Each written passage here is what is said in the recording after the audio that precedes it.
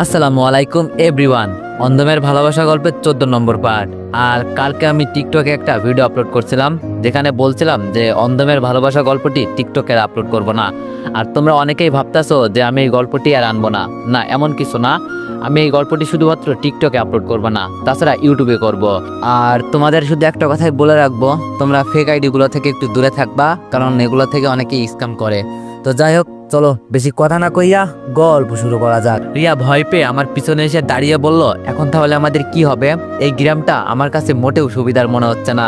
আমি ওকে সাহায্য গিয়ে বললাম, আরে আমাদের কিছুই হবে না, আর ওরা তো বাংলায় কথা বলছে, এত কিছু হবে না আশা করি, শুধু আমি যা বলবো তুমি তাই করবে, ঠিক আছে?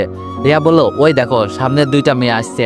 সামনে তাকিয়ে দেখি সত্যি দুইটা মেয়ে আসছে, তাও আবার হাতে করে ছোট ছোট হাত পাকাগুলো নিয়ে।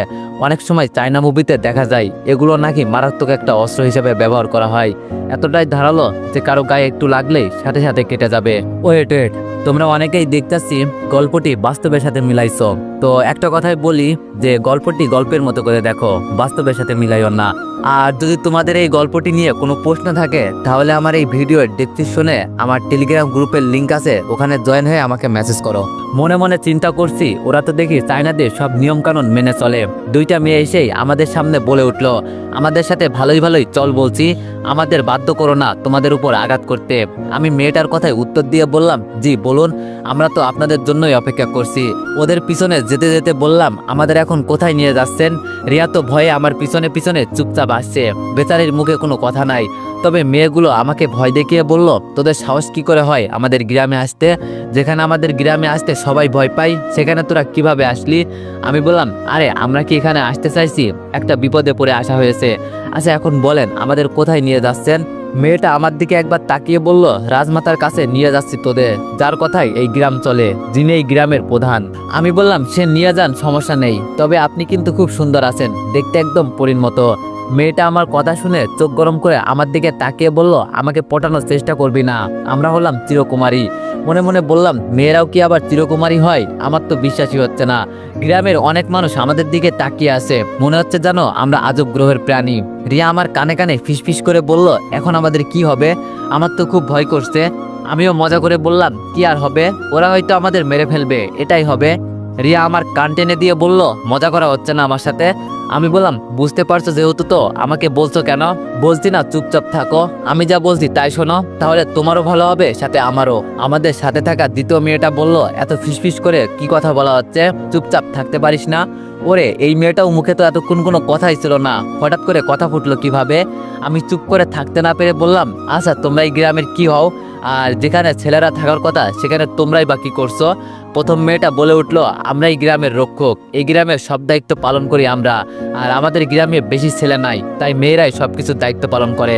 আমি রিয়াকে আস্তে করে বলে উঠলাম, রিয়া একটা শ্বাস নিয়ে দেখবো, এখানে কিন্তু এত ছেলে নাই, তাইলে 3-4টা বিয়ে করতে পারবো, কি বলো তুমি? ওয়ানেক্স হচ্ছে সবচেয়ে বিশ্বস্ত বুকমেকার, যা পিএইচডি এবং সিরিয়া অ্যাপের অফিসিয়াল পার্টনার। এই অ্যাপসে আপনি cricket, football, tennis live match দেখতে এবং তাদের স্কোর ভবিষ্যৎবাণী করে সহজেই অর্থ উপার্জন করতে পারবেন। সেই সাথে বিএমডব্লিউ গাড়ি, আইফোন, ল্যাপটপ এবং আরও অনেক নগদ পুরস্কার জেতারও সুযোগ রয়েছে। এই অ্যাপটিতে আপনি crush crystal, under and over 21 ইত্যাদি গেম খেলে সহজেই আয় করতে পারবেন। আপনি বিকাশ, নগদ, রকেট ব্যাংক, ক্রিপ্টো, পেপল এবং অন্যান্য সহজ পদ্ধতির মাধ্যমে সহজেই আপনার জেতা টাকা তুলতে পারবেন। এখানে আপনি 24 ঘন্টায় 7 দিন গ্রাহক সহায়তা পাবেন। তাই এখনই পিন কমেন্টের লিঙ্ক ব্যবহার করে রেজিস্ট্রেশন করুন, অথবা গুগলে ওয়ানেক্স সার্চ লিখে রেজিস্ট্রেশন করুন। আর হ্যাঁ, রেজিস্ট্রেশনের সময় আমার প্রোমো কোড VODO7 ব্যবহার করে প্রথমবার ডিপোজিটে 20,000 টাকা পর্যন্ত পান। রিয়া আমার পিঠে জোরে একটা ঘুষি দিয়ে বলল, মাথা থেকে এইসব আজে বাজে চিন্তা দূর কর, এখন এটা চিন্তা কর মৃত্যু থেকে কিভাবে বাঁচবো। আমি বললাম, এত চিন্তার কি আছে, ওদের রাজমাতাকে পটিয়ে ফেলবো, তাইলে সব সমস্যার সমাধান হয়ে যাবে। রিয়া বলল, তোরে যে এখন কি করতে মন চাইছে আমার, সব সময় খালি মজা করিস, কখনো একটু সিরিয়াস হবি না তুই? আমি রিয়ার কথা ছেড়ে সামনের মেয়েগুলোকে বললাম, আর কত দূর যেতে হবে আমাদের, পেটে এমনি কিছু নাই। দ্বিতীয় মেয়েটা বলে উঠল, এই তো চলে আসছি, রেডি হও তোমরা। মাথায় হাত দিয়ে চুলগুলো ঠিক করে মেয়েটার উদ্দেশ্য করে বললাম, আমাকে এখন ঠিক লাগছে না। মেয়েটা একটা হাসি দিয়ে বলল, নিজের মরণ নিজেই ডেকে আনছিস না? এটা বলেই মেয়েগুলো আমাকে রেখে ভিতরে চলে গেল। একটু পর একটা ছেলে এসে বলল, আপনাদের ভিতরে যেতে বলছে, চলেন আমার সাথে। যেই ভিতরে যাব, পাশ থেকে একটা মেয়ে একটু জোরেই বলে উঠলো, ওরা ভিতরে ঢুকছে রাজমাতা। ভিতরে গিয়ে দেখি পুরাতন যুগের রাজারা একত্রে বসে যেভাবে মিটিং সমালোচনা করতো, ঠিক ওরা ওইভাবে বসে আছে। তবে এখানে ময় মুরব্বি বেশি। উপরে একটা চেয়ার এখনো খালি আছে, এটা খুব হাইফাই চেয়ার দেখে মনে হচ্ছে, এটাতেই মনে হয় রানী বসবেন। একটু পর একটা ইয়াং মেয়ে, পুরোই আমাদের মতোই বয়স, দেখতে শুনতে ভালোই সুন্দর আছে, এই মেয়েটাই এসে রানীর জায়গায় বসলো। তবে আমি সবচেয়ে বেশি যেটাতে অবাক হয়েছি, এই মেয়ের কথাই নাকি এই গ্রামটা চলে। কিভাবে সম্ভব এত অল্প বয়সে এত কিছু দায়িত্ব পালন করতে? রানীর পাশে বসে থাকা একজন পণ্ডিত আমাদের দিকে তাকিয়ে বলল, দেখে তো মনে হচ্ছে না ওরা কোনো পর্যটক, তবে উল্টো পথ দিয়ে আমাদের গ্রামে এসেছে, তাও আবার মরুভূমি দিয়ে, কিভাবে সম্ভব? রানী আমাদের উদ্দেশ্য করে বলল, তোমরা এখানে কিভাবে আসলে আর কি বা চাও তোমরা আমাদের কাছে, সত্যি করে বলো। রিয়া তো ভয়ে কোনো কথাই বলছে না, আমার পিছনে আমার হাত ধরে চুপচাপ দাঁড়িয়ে আছে। তাই আমি বলে উঠলাম, দেখেন আমি সবসময় সত্যি কথা বলতে পছন্দ করি, তাই আপনাকে আমি কখনোই মিথ্যা কথা বলবো না। আসলে আমরা দুইজন ঝর্ণার পানি দেখতে পাহাড়ের কাছে গিয়েছিলাম, কিন্তু আমরা এতটাই কাছে চলে যাই, পা পিছলে রিয়া ঝর্ণার পানিতে পড়ে যায়। মানে রিয়াকে দেখিয়ে বললাম, ওকে বাঁচাতে আমিও নিচে লাফ দিই, তারপর ভেসে ভেসে আবার আরেকটা পাহাড়ের কাছে চলে আসি। আর এসে দেখি আশেপাশে কোনো কিছুই নাই, চারিদিকে শুধু বালু আর বালু। তাই বাঁচার জন্য এই পথে রওনা দিই। আমরা জানতাম না এখানে একটা গ্রাম আছে। আমার কথা বাদ দেন, যদি মারতে চান আমাকে মেরে ফেলতে পারেন, তবে এই মেয়েটাকে মারবেন না। ও আমার সবকিছু, যা সত্যি ছিল আমি সব বলে দিয়েছি, বাকিটা আপনার সিদ্ধান্ত। তবে আমরা শুধু বাঁচতে এখানে আসছি, এর বেশি কিছু না। রাজমাতায় কি জানি একটা চিন্তা করে পণ্ডিতকে বলল, ওরা যা বলছে তা ঠিক আছে নাকি? দুইজন পণ্ডিত আমার কাছে এসে কিছুক্ষণ আমাদের দিকে তাকিয়ে থেকে বলল, জি রাজমাতা, ওরা যা বলছে তাই সত্যি, ওরা বিপদে পড়ে এখানে আসছে। রাজমাতা আমাদের উদ্দেশ্য করে বলল, মেয়েটা তোমার কি হয়? আমি কোনো কিছু চিন্তা না করে বললাম, জি ও আমার স্ত্রী হয়, আমার বেঁচে থাকার একমাত্র উৎস, এজন্যই তো ওকে বাঁচাতে আমি নিচে লাফ দিয়েছি। রিয়া তো আমার কথা শুনে মনে হয় আকাশ থেকে পড়লো, তবে ওকে আমি আগেই বুঝিয়ে এনেছি, আমি যা বলবো তাই যেন শোনে, এজন্য চুপচাপ আছে, নইলে এতক্ষণে আমার 12টা বাজিয়ে ছাড়তো। হঠাৎ করে পাশ থেকে এক মুরব্বী বলে উঠল, রাজমাতা ওদের কথায় বিশ্বাস করবেন না, আজকাল ছেলেমেয়েরা যখন ধরা পড়ে তখন একই কথা বলে, বিপদ থেকে বাঁচার জন্য। আমি মনে মনে চিন্তা করলাম, এই শালা তো আমাকে ফাঁসিয়ে দিবে, সবকিছুর মাঝে মনে হয় পানি দিয়ে দিল। আমি এবার তাড়াতাড়ি বলে উঠলাম, রাজমাতা আপনি বিশ্বাস করুন, অযথা কারোর জন্য নিজের জীবন দেওয়া কোনো দরকার আছে? পাহাড়ে এত উঁচু থেকে কেনই বা লাফ দিয়ে মরবো? এই কথা বলতে রানীর চোখে আমার চোখ পড়তেই উনি চোখ ছড়িয়ে নিয়ে বলল, ঠিক আছে ঠিক আছে, তোমার কথাই বিশ্বাস করলাম, তবে তোমাদের এখান থেকে চলে যেতে হবে। আমি বললাম, জি অবশ্যই চলে যাব, তবে আপনাদের গ্রামে যেহেতু আসছি 1-2 দিন একটু গ্রামটা ঘুরে দেখি, তারপর না হয় গেলাম। রিয়া আমার হাতে চিমটি দিয়ে বলল, কি বলছো এসব তুমি? ওদের বলো আমাদের শহরের রাস্তাটা দেখিয়ে দিতে, এখান থেকে যত তাড়াতাড়ি সম্ভব যেতে পারবো ততই আমাদের জন্য ভালো হবে। যেই আমি কিছু বলতে যাব তখনই রানী বলে উঠল, তোমার বউ কি বলে? আমি বললাম, জি ও নাকি আপনাদের অনেক ভয় পায়, তাই চলে যেতে বলছে। রানী চেয়ার ছেড়ে আমার কাছে আসতে আসতে বলল, আগে আমার বাবার কথাই এই গ্রাম চলতো, এখন উনি মারা গেছেন, তাই ওনার জায়গা আমার নিতে হয়েছে। এটা একটা ছোট্ট গ্রাম, এখানে মানুষগুলো খুবই ভালো, তুমি চাইলে বিশ্বাস করতে পারো। আমরা বাইরের লোকদের এর জন্য ভয় পাই, যদি কোনো ক্ষতি করে ফেলে আমাদের। রিয়াকে উদ্দেশ্য করে বললাম, 1-2 দিন থাকো এখানে, দেখে যাও আমাদের গ্রামটা কেমন, পরে যদি ভয় লাগে আমাকে বলবে, কেমন? আর তোমরা মনে হয় শহরের ছেলে মেয়ে। রিয়া এবার ভয় কাটিয়ে আমার আগে বলে উঠলো, জি রাজমাতা আমরা শহরের ছেলে মেয়ে, তবে আপনাকে অনেক অনেক ধন্যবাদ আমাদের সাহায্য করার জন্য। রানী মিষ্টি একটা হাসি দিয়ে বলল, আমাকে রাজমাতা বলতে হবে না, এটা শুধু আমাদের গ্রামের মানুষ বলে, কারণ ওরা আমাকে অনেক সম্মান করে। তোমরা চাইলে আমার নাম ধরে ডাকতে পারো, আমার নাম তামান্না। আমি মাথা নিচু করে বললাম, আরে না, এটা কখনো হতে পারে না, আপনি এত বড় একজন সম্মানী মানুষ, আপনাকে কিভাবে নাম ধরে ডাকবো? তবে আপনি কিন্তু অনেক ভালো। রাজমাতা একটা হাসি দিয়ে বলল, তোমার বউ অনেক সুন্দর আছে, একদম পারফেক্ট জুটি তোমাদের। এটা বলতে রিয়া আমার দিকে তাকিয়ে দেখলো আমি কি বলি। আমি চোখে ইশারা করে বললাম, যা বলছি তাই করো, নইলে সব খেলা এখানেই খতম হয়ে যাবে। রিয়া আমার কথা মতো একটা মিথ্যা হাসি দিয়ে বলে উঠল, ধন্যবাদ আপনাকে আমাদের প্রশংসা করার জন্য। রানী কাকে জানি ডেকে বলে উঠলো, ওদের নিয়ে আগে খাইয়ে আনো, পরে ওদের রুমটা দেখিয়ে দাও, আজকে এমনি বেলা শেষ হয়ে গেছে, কালকে গ্রামটা ঘুরে দেখবে, কেমন?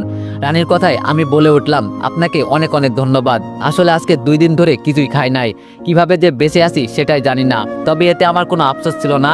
আমার বউয়ের জন্য খুব খারাপ লাগছে, দেখছেন ওর মুখটা কেমন শুকিয়ে গেছে। আমার এখন রিয়াকে বউ বলতে বেশ ভালোই লাগছে। আহা, রিয়া আমার বউ, ভাবতেই যেন মনের ভিতরে খুশির জোয়ার চলছে। রানী এবার হতাশ হয়ে বলল, তোমরা 2 দিন ধরে না খেয়ে আসো, এখন তাড়াতাড়ি গিয়ে আগে খেয়ে নাও, যেই মেয়েগুলো আমাদের এখানে নিয়ে আসছিল এর মাঝে প্রথম মেয়ে এসে বলল আমার সাথে চলুন। রানী আমাকে আর রিয়াকে বিদায় জানিয়ে বলল এখন তোমরা যাও, গিয়ে বিশ্রাম করো, যদি কোনো দরকার হয় আমাকে বলবে। বাইরে যেতে যেতে মেয়েটাকে বললাম তুমি বলেছিলে আমাদের মেরে ফেলবে। মেয়েটা বলল আপনাদের দেখে রানীর দয়া হয়েছে, তাই হয়তো মাফ করে দিয়েছে। পাশ থেকে রিয়া বলল তোমার নাম কি? মেয়েটা বলল আমার নাম পরে শুনবেন, আগে চলেন আপনাদের খাইয়ে আনি। খাবারের কথা শুনে জিব্বায় জল এসে গেছে। খুশি মনে বললাম কি কি খাবেন আমাদের? রিয়া আমাকে গুতা দিয়ে বলল এইসব কথা কেন বলছিস? লজ্জা করে না? ওরা যা খাবে আমাদের তাই তো আমাদের খেতে হবে। মেয়েটা আমাদের মধ্যে সমালোচনা দেখে বলল আপনারা শহর এলাকার মানুষ, তাই শহরের খাবারই পাবেন, এখানে এত চিন্তা করতে হবে না। আমাদের নিয়ে একটা হোটেলে যাওয়া হলো। মেয়েটা খাবার অর্ডার করতেই আমি বললাম আমরা কিন্তু এইসব বাঁশের কাঠি দিয়ে খাবার খেতে পারি না, হাত দিয়ে আমরা খাই, তাই সেই ব্যবস্থা করে দিতে হবে। এই কথাটা এজন্য বললাম আশেপাশে সবাই এভাবে দুইটা কাঠির সাহায্যে খাবার খাচ্ছে, বুঝি না এরা কিভাবে খায়। রিয়াও আমার সাথে তাল মিলিয়ে বলল আমিও এভাবে খেতে পারবো না। আর এটা কি আপনাদের ঐতিহ্য নাকি এভাবে কেউ খাবার খায়? মেয়েটা আমাদের কথা শুনে উঠে ভিতরে গিয়ে কি জানি বলে এসে আমাদের কাছে এসে বলল সব হয়ে গেছে, আপনারা যেভাবে চান সেভাবেই ওরা খাবার দিবে। একটু পর আমাদের খাবার চলে এলো। আহা কি সুস্বাদু খাবার! খেতে খেতে আমি বললাম আচ্ছা তোমার নামটা তো বলো। মেয়েটি বলল জি আমার নাম লাইলি। রিয়া ওর নাম শুনে খাবার খাওয়া বন্ধ করে বলল তাহলে অবশ্যই তোমার মজনু আছে, তুমি না বললে তুমি চিরকুমারী। মেয়েটা শুধু পারছে না আমাদের উপর রাগ মিটাতে। আমি ওকে একটু শান্ত করে বললাম এতটা রেগে গিয়েও না, ওই এমনি একটু মজা করলো। খাবার শেষে আমাদের একটা রুম দেখিয়ে দিল। আর লাইলি চলে যাওয়ার আগে বলল যদি কোনো দরকার পড়ে ওই পাশের রুমে থাকি আমি, বলবেন কেমন? এটা বলে লাইলি চলে গেল। রুমের ভিতরে গিয়ে রিয়া দরজা বন্ধ করে আমাকে ইচ্ছা মতো মারতে লাগলো। আমি ওকে থামানোর জন্য জড়িয়ে ধরে বললাম আমাকে ভেবে মারছো কেন? রিয়া আমার হাত কামড়ে দিয়ে বলল আমাকে ছাড় বলছি। আমি বললাম ছাড়লে মারবে না তো আবার? রিয়া বলল না আগে ছাড়। রিয়াকে ছাড়তে আবার আমাকে মারা শুরু করলো। আমি রেগে বিছানার উপর বসে বললাম যত খুশি মারো, আমি তো আমাদের বাঁচানোর জন্যই তোমাকে স্ত্রী বানাইছি, নইলে ওরা কি বিশ্বাস করতো যে একটা মেয়ের জন্য হুদায় আমি জীবন দিব? রিয়া আমাকে মারা বন্ধ করে বলল তোর কথা ঠিক আছে, তবে পরের বার কোনো নাটক করলে আমার থেকে অনুমতি নিয়ে করবি কেমন? হঠাৎ দরজায় টকটক আওয়াজ শোনা গেল। আমি উঠে গিয়ে দরজা খুলতেই দেখি লাইলি আমাদের জন্য পোশাক নিয়ে আসছে। বলে গেল এগুলো রাতের জন্য দেওয়া হলো, এক পোশাকে আর কতক্ষণ থাকবেন? আমি ওকে ধন্যবাদ জানিয়ে বিদায় করলাম। কিন্তু সমস্যা একটাই, রুমটা অনেকটা ছোট, নিজেদের থাকবো সেই ব্যবস্থাও নাই। আবার ওয়াশরুম এমনভাবে তৈরি করেছে আমরা রোদ্রের মাঝে হাঁটলে যেমন একটা ছায়া দেখা যায়, এটাও ঠিক এমনভাবে তৈরি করছে ভাই থেকে ছায়ার মতো সবকিছু দেখা যায়। ওরা মনে করছে আমরা সত্যি সত্যি স্বামী স্ত্রী, কিন্তু ওরা তো আর জানে না যে আমরা স্বামী স্ত্রীর নামে অভিনয় করছি। রিয়া আমার হাত থেকে কাপড়গুলো নিয়ে বলল চোখগুলো বেঁধে ফেল। আমি রিয়ার দিকে অবাক দৃষ্টিতে তাকিয়ে বললাম চোখগুলো বেঁধে ফেলবো মানে কি বলতে চাইছো তুমি? রিয়া বলল কি বলতে চাইছি মানে তুমি বোঝো না? ছোট বাচ্চা তুমি যে দুধু খাও, ওয়াশরুমের বাইরে থেকে সবকিছু দেখা যায়, তুমি দেখো না? আমি এখন কাপড় চেঞ্জ করব, তাই তোমার চোখ বাঁধতে হবে। বলা তো যায় না ছেলে মানুষের মন, সুযোগ পেলে কি করে বসে। এটা বলেই রিয়া আমার দিকে তাকিয়ে আছে আমি কি বলি তাই শোনার জন্য। আমি তো ওর কথা শুনে দাঁড়িয়ে গেলাম, ওর দিকে আঙুল তুলে বললাম আমাকে বিশ্বাস করো না তুমি? তাই তো, কি বললে? ছেলে মানুষের মন বলা তো যায় না, কখন কি করে বসে। তাহলে থাকো তুমি, আমি আমার পথ দেখে চলে যাচ্ছি। যে আমাকে বিশ্বাস করে না আমি তার সাথেও থাকতে চাই না। এই যে থাকো তুমি, আমি গেলাম। রিয়া চট করে আমার হাত ধরে বলল দেখো আমি তোমাকে এভাবে বলতে চাইনি। আচ্ছা চোখ বাঁধতে হবে না, ওই দিকে ফিরে কিছুক্ষণ চোখ বন্ধ করে রাখো, তাহলেই হবে। আমি বললাম এটা বলো, আমি যেখানে তোমার সাথে এক রাত ছিলাম তাও আবার এত কাছে, তখন কি আমার ভিতরে কোনো খারাপ উদ্দেশ্য ছিল? তুমিই বলো। সত্যি রিয়ার কথা শুনে আমার মন খারাপ হয়ে গেল, এজন্য এটা বললাম। রিয়া আমার হাত ধরে বলল সরি, আমি এভাবে বলতে চাইনি তোমাকে। আমি জানি তুমি কত ভালো একটা ছেলে, আমারও তো একটা সুরক্ষার বিষয় আছে না? তুমিই বলো। মেয়ে হয়ে তো জন্মগ্রহণ করো নাই, তাহলে বুঝতে। আমি বললাম আমি তোমাকে বলছি আর এত কথা বলতে হবে না, যাও যা ইচ্ছা তাই করো। এই যে আমি চোখ বন্ধ করলাম। রিয়া যেতে যেতে বলল এত রাগ করার কি আছে? আমি তো এমনি মজা করে বললাম। আমি মনে মনে বললাম মজা না ছাই, আঘাত দিয়ে কথা বলে আবার বলে কি আমি তো মজা করছি। চোখ বন্ধ করে বসে আছি। কিছুক্ষণ পর রিয়া এসে বলল এখন চোখ খুলতে পারো। আমি চোখ খুলে দেখি টাওয়ালের মতো কি জানি পরেছে রিয়া, তবে এই পোশাকে রিয়াকে অনেক সুন্দর লাগছে। রিয়া বলল কি হলো, এভাবে তাকিয়ে কি দেখছো? তবে এই পোশাক আমি প্রথমবারের মতো আজকে পরলাম, বেশ ভালোই লাগছে। চুলগুলো ঠিক করে অন্য পাশে গিয়ে রিয়া কথাটা বলল। আমি ওয়াশরুমের দিকে যেতে যেতে বললাম আমি ভিতরে গেলাম, তোমার ইচ্ছা হলে দেখতে পারো, না হলে চোখ বন্ধ করতে পারো। রিয়া আমার দিকে একবার তাকিয়ে বলল লজ্জা শরম কিছু আছে তোমার ভিতরে, নাকি সব বিক্রি করে দিছো? আমি বললাম, না, এইসব আমি আলু ভাজির সাথে রান্না করে খেয়ে ফেলেছি। নিজেরই নাই লজ্জা শরম, আর আমাকে শিখাতে আসছে লজ্জা শরম আছে কিনা। রিয়া গাল লাল করে বলল, শুধু একবার ওখান থেকে বের হয়ে আয়, দেখ আমি তোর কি অবস্থা করি। আমি চুপচাপ কাপড় চেঞ্জ করে বাইরে বের হলাম। দেখি রিয়া বিছানার উপর বসে উপরের দিকে এক নজরে তাকিয়ে আছে। আমি বললাম, এই যে ম্যাডাম, উপরের দিকে এভাবে এক দৃষ্টিতে তাকিয়ে কি দেখছেন? রিয়া আমার কথা শুনে আমার দিকে তাকিয়ে বলল, উপরে এই মাটির পাত্রটা কিসের দেখছো তুমি?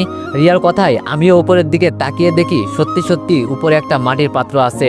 এটা দেখে আমি রিয়াকে বললাম, কে কি রেখে গেছে সেটা আমাদের দেখে লাভ আছে? এমনি অনেক রাত হয়ে গেছে, এখন ঘুমাতে হবে। রিয়া আমার কথায় পাত্তা না দিয়ে বলল, এটা কি আমি দেখেই ছাড়বো? আমি বললাম, ওরা যে আমাদের এখানে থাকতে দিয়েছে এটাই তো অনেক বেশি, এখানে কোনো গন্ডগোল করে আমাদের লাভ আছে? তাই বলছি, এত কিছু দেখার আমাদের দরকার নেই। রিয়ার কাছে বসে বললাম। কিন্তু রিয়া মুহূর্তের মাঝেই বিছানার উপর দাঁড়িয়ে বলল, এই জিনিসটা কি, এভাবে কেনই বা এখানে রেখে গেল? এটা তো আমি দেখেই ছাড়বো, এর ভিতরে কি আছে। এটা বলে রিয়া মাটির পাত্রের মাঝে হাত দিয়ে বলল, এটা তো অনেক ভারী, আমাকে সাহায্য কর। আমি বললাম, আমি পারবো না, তোমার ইচ্ছা হয়েছে তুমি দেখো, আমি নাই এইসবের মাঝে। রিয়া রেগে আমার কাছে এসে বলল, তুই পারবি না মানে? তোর বাপ দাদা 14 গোষ্ঠী সহ পারবে, নইলে তো জানিস কি করব। মনে মনে বললাম, এই মেয়ে যে আমাকে কি পেয়েছে কে জানে। তবে ভালোবাসার মানুষ কোনো আবদার করলে সেটা কি আর ফিরিয়ে দেওয়া যায় বলেন? কি আর করব, শেষমেশ রিয়াকে সাহায্য করলাম। তবে অদ্ভুত বিষয় হলো, এটা দেখতে একদম কলসের মতো, কিন্তু সেটা মাটির। তবে উপরে মুখের দিকে ভালো করে কাগজ দিয়ে পেঁচানো আছে। রিয়া আস্তে আস্তে সেগুলো খুলতে লাগলো। আমি ওর হাত ধরে বললাম, রিয়া, আমরা এইসব কি করছি একবার চিন্তা করে দেখো, যদি এতে কারোর কোনো অসুবিধা হয়। রিয়া আমার হাত ঝাঁকি দিয়ে ফেলে দিয়ে বলল, কি হয় না হয় সেটা পরে দেখবো, এটার ভিতরে কি আছে সেটা আমি না দেখে ছাড়বো না। আমার কেমন জানি একটা আগ্রহ জেগে গেছে এটা দেখার। আমি আর কি করব, দুই গালে হাত দিয়ে পা ভেঙে বসে বসে তাকিয়ে তাকিয়ে দেখছি রিয়া কি করে। সম্পূর্ণ কাগজটা খোলার পর আমি আর রিয়া দুজনেই অবাক হয়ে গেছি। এটার ভিতরে এক ধরনের পানি আছে, তবে সেটা একদম লাল টুকটুকে। আমি এটা দেখেই বুঝে গেছি এটা দেখি। রিয়া যদি এই নেশা জাতীয় পানি একবার খায় তাহলে আজকে ও তো শেষ হবেই, সাথে আমিও। রিয়া মাটির পাত্র থেকে হাত দিয়ে একটু পানি চেকে বলল, ইয়াহু, আমি পেয়ে গেছি, এত সুস্বাদু পানি আমি জীবনও খাই নাই। এই মাটির কলসের সাথে লাগানো ছিল ছোট্ট একটা গ্লাস, সেটার মাঝে রিয়া পানি ঢালতে লাগলো। আমি ওর হাত ধরে থামিয়ে বললাম, রিয়া, এটা একদম ভুলেও করবে না, হতেও তো পারে এটা এক ধরনের বিষ। এটা যে নেশা জাতীয় পানি বললাম না, নইলে রিয়া বলতো তাহলে তো আমার জন্য অনেক ভালোই হয়েছে। বিষ বললাম এই কারণে যেন ও সহজে বিশ্বাস করে নাই। কিন্তু রিয়া আমাকে অবাক করে বলল, আমাকে আর বোকা বানানো লাগবে না, আমি সবকিছু বুঝি। এটা একটা সুস্বাদু পানি যা ওরা এখানে লুকিয়ে রাখছে। ভাব একবার আমার কি কপাল, আমি সেটাকেই দেখে ফেলেছি এবং এখানেই খাবো। এটা বলেই রিয়া গ্লাস ঠোঁটের কাছে নিয়ে ঢকঢক করে খেতে লাগলো। আমি মনে মনে ভয় পেতে লাগলাম, না জানি আজকে আমার কি অবস্থা হয়। ভয়ে ভয়ে ওর দিকে তাকিয়ে বললাম, খেলেই যখন তাহলে অল্প করে খাও, বেশি খাওয়া কিন্তু শরীরের জন্য ভালো হবে না। রিয়া আমার সামনে এক গ্লাস ধরে বলল, খাবে তুমি? আমি মুখ ফিরিয়ে নিয়ে বললাম, না, তুমি খাও, তবে আজকে যে তুমি মরবে এটা আমি শিওর। রিয়া বলল, আরে মরলে মরবো, তাই বলে এইরকম জিনিস হাতছাড়া করব? রিয়া খেতে খেতে প্রায় অনেকটাই খেয়ে বলল, এখন হয়েছে, আর খাবো না। আমি ওর দিকে চোখ বড় বড় করে তাকিয়ে আসি আর মনে মনে চিন্তা করছি, রিয়া এতটা পরিমাণে খেয়েছে এই পানি, এরপরও এই মেয়ের কিছু হলো না, বিষয়টা কি? হাত দিয়ে আমি একটু সেকে থুতু দিয়ে ফেলে দিলাম। এটা তো এক নম্বর, ওই যেন কি বলে মনে পড়ছে না।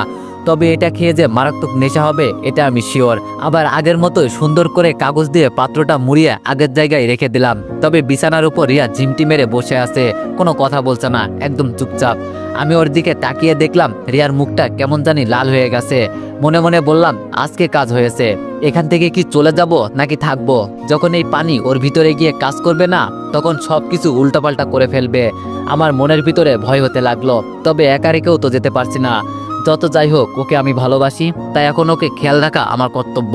আমি রিয়ার গায়ে হাত দিয়ে বললাম, রিয়া, তোমার কি হয়েছে, কথা বলো না কেন? হাত ঝাঁকি দিয়ে বললাম, এই রিয়া, কথা বলো না কেন তুমি? প্রায় আধা ঘন্টা পর রিয়া আমার দিকে তাকিয়ে একটা হাসি দিল। আমি ওর হাসির দিকে এক দৃষ্টিতে তাকিয়ে আসি। কি সুন্দর হাসি, দেখলেই যেন মন প্রাণ জুড়িয়ে যায়। রিয়া আমার কাছে এসে বুকের মাঝে হাত দিয়ে বলল, তোমার বুকের মাঝে এত পশম কেন? এই পশম তোমাকে অনেক হট লাগছে। বিছানার উপর থেকে লাফ দিয়ে রিয়ার থেকে অনেকটা দূরে গিয়ে বললাম, আমি কতবার বলছি এইসব খাবে না, এখন ঠেলা বোঝো কেমন লাগে। রিয়া পাশে পড়ে থাকা ফল কাটা ছুরিটা নিয়ে আমার গলায় ধরে বলল, আমি এখন যা বলবো তাই করবি, চুপচাপ বিছানার উপর গিয়ে শুয়ে পড়। ভয়ে ভয়ে বললাম, রিয়া তুমি আমার সাথে কি করতে চাইছো? আমি বুঝতে পেরেছি তুমি মাতাল হয়ে গেছো। দাও আমি বাইর থেকে তোমার জন্য টক নিয়ে আসছি, তাহলে ঠিক হয়ে যাবে তুমি। রিয়া আমাকে উল্টো ধমক দিয়ে বলল, এত কথা বলিস কেন? আমি যা বলছি তাই শোন, নইলেই দিলাম টান। আরে আরে রাখো রাখো, যাচ্ছি। ভয়ে ভয়ে বিছানার উপর গিয়ে শুয়ে পড়লাম। রিয়া কাপড় দিয়ে আমার হাত পা সব বেঁধে ফেললো। আমি এবার ওর চোখের দিকে তাকিয়ে বললাম, রিয়া তুমি আমার সাথে কি করতে চলছো? রিয়া আমাকে ছেড়ে বিছানার উপর বসে হেসে হেসে বলল, আমার শরীর কেমন কেমন জানি করছে, মনে হচ্ছে তোর দিকে আমাকে টানছে। ইস রে! আমি একটু জোরে চিৎকার দিয়ে বললাম, রিয়া এটা মোটেও তুমি ঠিক করছো না, দেখো তুমি এখন দিশাহারা হয়ে গেছো, তোমার ভিতরে তেমন কোনো জ্ঞান শক্তি নাই রিয়া, তাই বলছি আমার হাত পা খুলে দাও প্লিজ। রিয়া শরীর থেকে ওর কাপড় এক এক করে সব খুলতে লাগলো। আমি চোখ বন্ধ করে বললাম, রিয়া এটা তুমি করতে পারো না, আমার হাত পায়ের বাঁধন খুলে দাও প্লিজ। শুধু এটুকুই বললাম। পরে আর কিছু বলার সুযোগ না দিয়ে রিয়া যেটাকে ইতিহাস বলে সেটাই করলো। সকালে কারো কান্নার আওয়াজের কারণে ঘুম ভেঙে গেল। পাশে তাকিয়ে দেখি রিয়া শরীরে কম্বল পেঁচিয়ে কান্না করছে। আমি তাড়াতাড়ি বলে উঠলাম, কি হয়েছে রিয়া তোমার, হঠাৎ এভাবে কান্না করছে কেন? ঠাস করে রিয়া আমার গালে একটা চড় দিয়ে বলল, তুই কোনো কথা বলবি না, আমার দুর্বলতার সুযোগ নিয়েছিস আজকে। আমি আগেই বলেছিলাম ছেলেদের আজ যাই হোক বিশ্বাস করো না, আর আজকে তুই সেটাই প্রমাণ করে দিলি। এখন আমি সাইমনকে কিভাবে আমার এই মুখ দেখাবো? তুই এটা আমার সাথে করতে পারলি? একবার আমার কথা চিন্তা করতিস। আমি ওকে জোরে একটা ধমক দিয়ে বললাম, তুই আমার সাথে কোনো কথা বলবি না, আমাকে বললি না আমি তো সর্বনাশ করছি না, দাঁড়া আমার হাত পায়ের বাঁধনগুলো আগে খুলে দে। রিয়া কান্না বন্ধ করে বলল, তোমাকে এভাবে হাত পা বেঁধে রেখে গেল কে? আমি বললাম, ও সব কাজ করে এখন ভালো সাজা হচ্ছে না। জোরেই বললাম, আমার হাত পায়ের বাঁধনগুলো খুলে দিবি কিনা? রিয়া ভয় পেয়ে আমার বাঁধন খুলে দিল। আমি উঠে কাপড় পরলাম, উপর থেকে ফোনটা নিয়ে রিয়ার হাতে দিয়ে বললাম, এখন ভালো করে দেখো কে কার সর্বনাশ করেছে। আমি জানতাম রিয়া উল্টাপাল্টা কিছু করবে, এর জন্য আমি আগে থেকে ক্যামেরা চালু করে রাখছি। আর রিয়া যে আমার সাথে এরকম কিছু একটা করবে সেটা আমার কল্পনার বাইরে ছিল। হঠাৎ করে যে কিভাবে কি হয়ে গেল বুঝতেও পারি নাই। এইসব হবে আগে জানলে আমি বেশ সতর্কতাই অবলম্বন করতাম। রিয়া অল্প কিছু ভিডিও দেখে ডিলিট করে দিয়ে ফোনটা আমার হাতে দিয়ে দিল। মাথা চুলকাতে চুলকাতে বলল, আমি আসলে সরি, আমি বুঝতে পারি নাই এই পানি খাওয়ার পরে যে এইসব হবে। তখন আমার কেমন কেমন জানি করছিল, আমি তখন নিজেকে কন্ট্রোল করতে পারি নাই। বুঝলে কি আর এইসব হতো? অসহায় সুরে কথাটা বলল রিয়া। আমি বললাম, ও তা বুঝবে কিভাবে, আমি কত করে তোমায় না করছি, কিন্তু তখন তো আমার কথা শুনলে না, আমার সব কিছু কেড়ে নিয়েছ। এখন আমি আমার হবু বউকে কি বলে জবাব দিব? মনে মনে তো আমি অনেক খুশি, আমার হবু বউ তো তুমি রিয়া। রিয়া কান্না কান্না সুরে বলল, আমি সত্যি অনেক সরি, আমি জানতাম না আমি এমন কিছু করে বসবো। আমি রিয়ার কথা শুনে হাসতে লাগলাম। রিয়া আমার দিকে অবাক দৃষ্টিতে তাকিয়ে বলল, তুমি হাসছো কেন? আমি বললাম, তোমার সরি কথাটা শুনে এত বড় একটা ভুল করলে, এই সামান্য একটা সরি বলেই কি সব মাফ হয়ে গেল? এবার আমি ওর কাছে গিয়ে ওর চোখের দিকে তাকিয়ে বললাম, সেই দিন আমি ওই রকম একটা ভুল করেছি, কিন্তু তখন তো তুমি আমাকে মাফ করো নাই। আমি চাইছিলাম তোমাকে বিয়ে পর্যন্ত করতে, কিন্তু তুমি কি করলে? তোমার ভাইকে বললে আমাকে মেরে ফেলতে। আজকে তুমি আমার জায়গায় দাঁড়িয়ে আছো আর আমি তোমার জায়গায়। এখন এটা চিন্তা করো, আমি কি সেই দিন খুব বড় ভুল করে ফেলেছি, যার কারণে এত এত বছর আমি আমার পরিবার হারা, আমার প্রিয়জন হারা?